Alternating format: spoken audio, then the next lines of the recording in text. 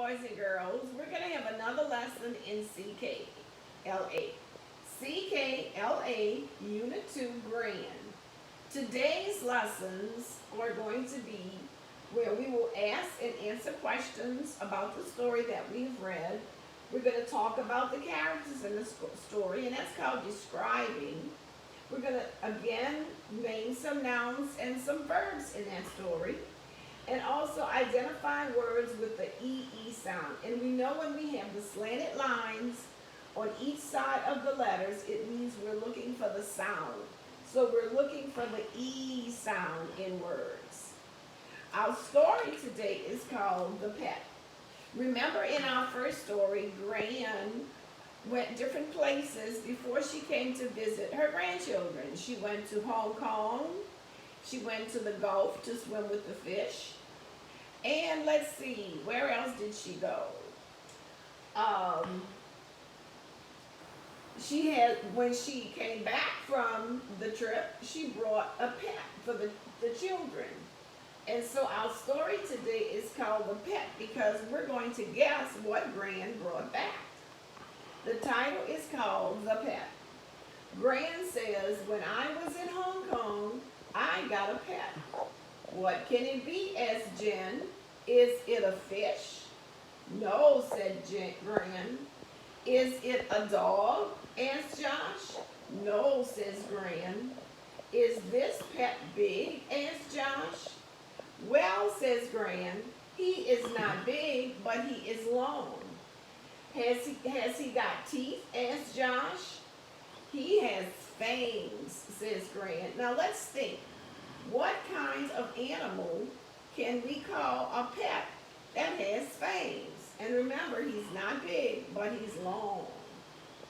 What are fangs? Asked Jen. Just then the bell rings. Gran says, that must be him. If we look in this story, we can see that T-E-E-T-H is highlighted. So that means that that's along E, the E sound. And if we look at B, B-E, E on the end of a word has the E sound. Here is E again. And also he has the E sound. So if we look at our words with E for this lesson, we can say heat. And for heat, the E sound is made with the EA. Greet, the E sound is made with the EE. Meet, the E sound is made with the EA. Each, the E sound is made with the EA. And again in eat, EA. Be, the E sound is made with the EE. Me, and this is like he and be. If the E is at the end of the word and it's one syllable, it has the E sound. Sometimes the E is silent. But in a case like this with two syllables, the E makes the E sound. EY makes the E sound. Y is sometimes a vowel. When it is at the end of the word, it's silent and it's telling the E to say its name. Tree, E-E, and sheep, E-E. We're also going to review our tricky words.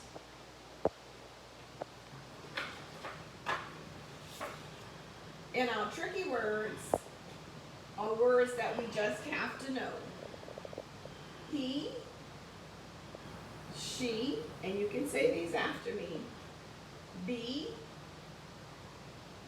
me, we, they, their, and this there means it belongs to someone. It is their bike. My, by, so we can see that the Y at the end of these words has the long I sound. You, your. Whenever we're saying words together, I will say them, and then you can say them. And we want to always remember to go over these that we've learned already. These are special sounds. Remember, the diagonal line on each side of the letters means we're looking for the sound, not the letters, the sound. So this is E-E, spelled E as in seed. So if you see E-E and you forgot the sound that it makes, remember the word seed. A-E spells A, and we usually see it also as a blank E, as in cake. So it's the A sound.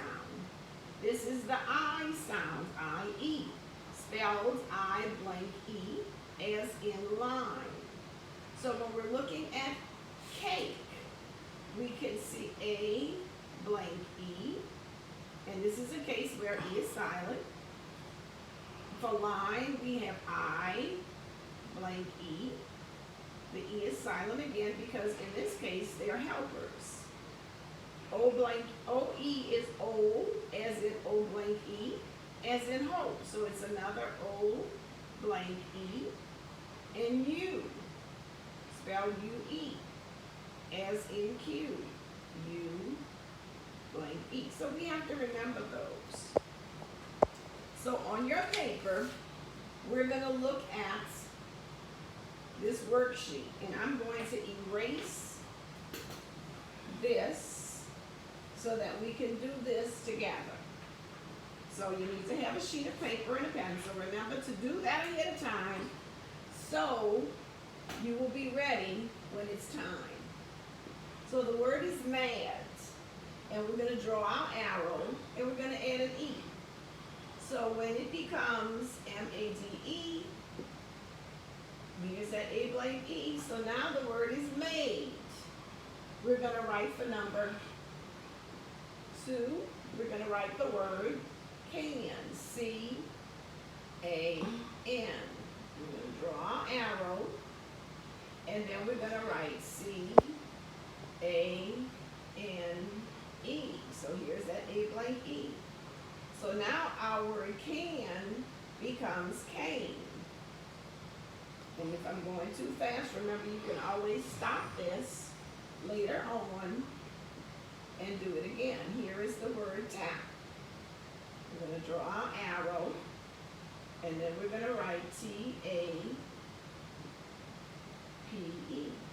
So tap becomes tape.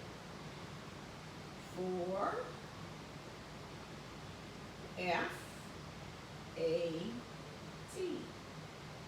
We're going to draw our line, and F-A-T-E becomes fate. Number 5, R-A-T. Draw our line, and R-A-T-E becomes rate. And number 6 is P-L-A-N.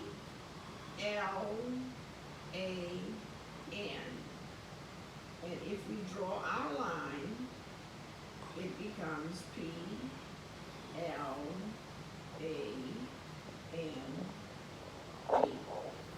Now, as an added activity, what I'd like you to do is I'd like you to turn your sheet over that you've done this work on. Turn it over, and I'd like you to use these words without the E in sentences, because we always have to practice writing sentences. So let's think. Mad, M-A-D. Can we think of a sentence using mad? I am mad at my mom. Now, we're not really mad at our moms because moms do so many wonderful things for us, but this is just an easy sentence to write, and maybe we're mad because we wanted ice cream and mom said wait until after dinner. So we can write that sentence, I am mad at my mom. The second sentence, can. Let's think of a sentence, and you don't have to use my sentence, but let's think together, can. He can play ball. That's a sentence that we can write because we know how to spell those words. And remember to put a capital letter at the beginning and a period at the end. Tap, tap.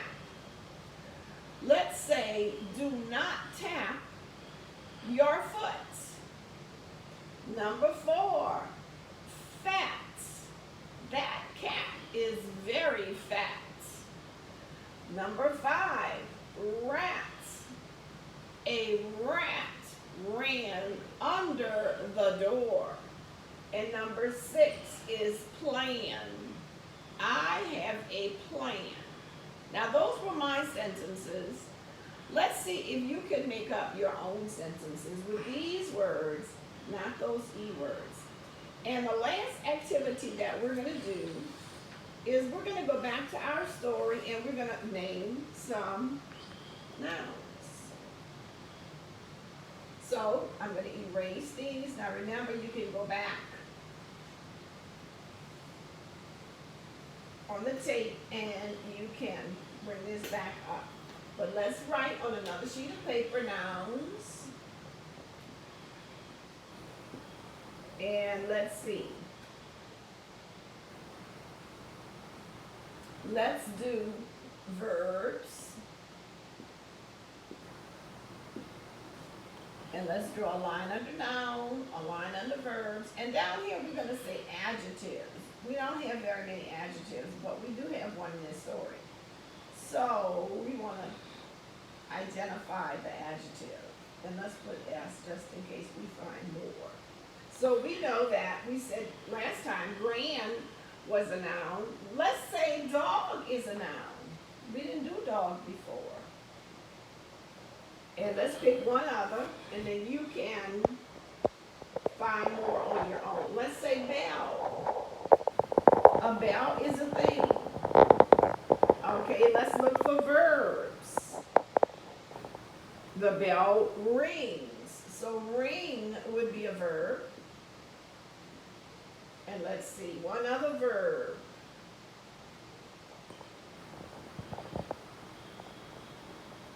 Oh gee, let's see. Says would be a verb. Okay, now adjectives describe. Remember what we said? Adjectives describe nouns. And if you look in this story, Gran described the pet. She said he is not big, so big would be an adjective. She said he is what? Long. And long is an adjective. So now we have 2 examples of a noun. We have 2 examples of a verb. And we have 2 examples of an adjective. So I want you to go back in your story. You can write these down, but I want you to add at least one more noun and one more verb, and see if there is another adjective in the story also. Okay, we have one more.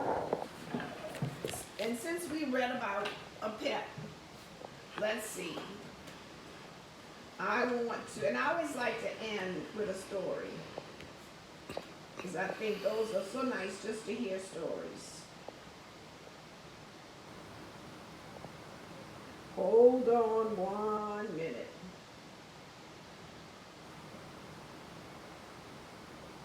So can you guess what this story is going to be about? What pet?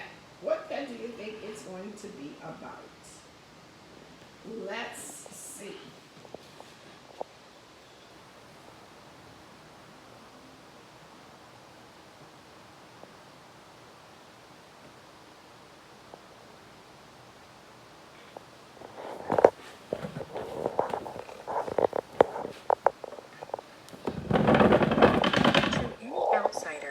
Gilbert had everything a goldfish could ever want.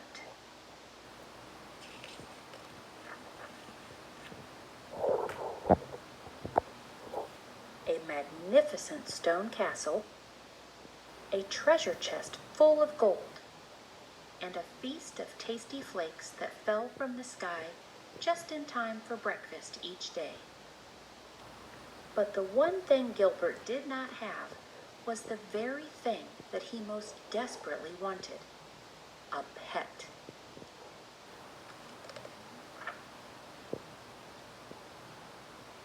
Sometimes he imagined his pet would be small, sometimes big, sometimes really big.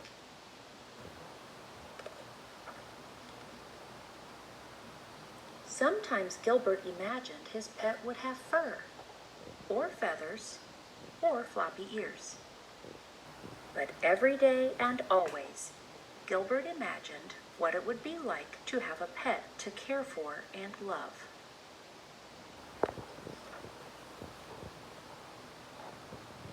Then one day, Gilbert woke up to find a dog barking at him. Bark, bark, bark. Gilbert blinked his eyes to make sure he wasn't dreaming. The dog wagged his tail and licked the bowl.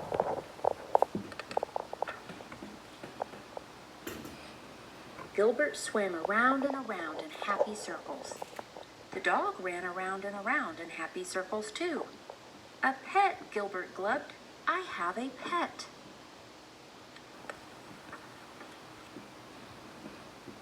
The dog barked and barked and barked some more. Bark, bark, bark.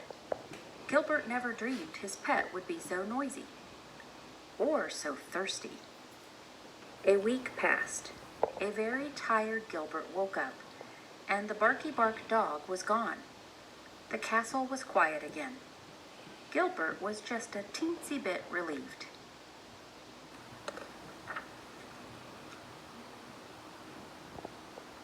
A few days later, Gilbert noticed a small gray mouse peering at him through the glass. Gilbert's little fishy heart went pitter-patter-swish. The mouse licked her paws and sniffed the bowl. Gilbert swam around and around in happy circles. The mouse, who thought Gilbert was a large chunk of cheddar cheese, ran around and around in circles too. A pet, Gilbert glubbed happily. I have a quiet pet.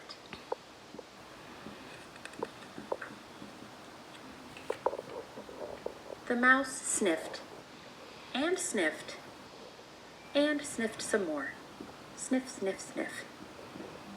When the hungry mouse determined that Gilbert was not, in fact, a block of cheese, she ran away, and she never came back. Gilbert's little fishy heart went pitter-patter plop.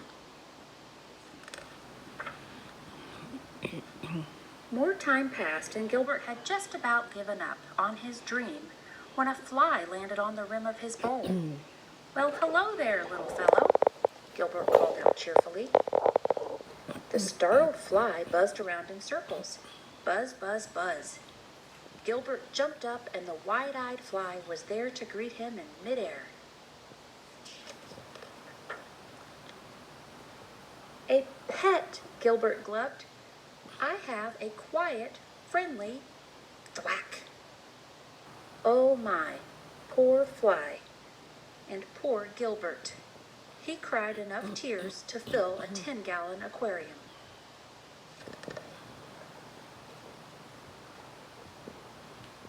In the morning, Gilbert opened his eyes. Somebody was watching him. Gilbert gulped. Somebody flicked its long tail and wiry whiskers. Gilbert cautiously swam around and around in circles. Somebody followed. Gilbert jumped. Somebody jumped too. Gilbert thought, eyeing the curious new creature before him. Not too loud, not too rude, and not too squished. A pet, Gilbert glubbed. I have the perfect pet. You look kind of hungry, Gilbert said. Would you like to join me for breakfast? The creature moved in closer and closer and closer, and then it took a big bite of a delicious green flake. The pink ones are really good too, Gilbert said with a smile. Would you like me to show you around the castle? Now Gilbert really does have everything a goldfish could ever want, including a pet, Fluffy.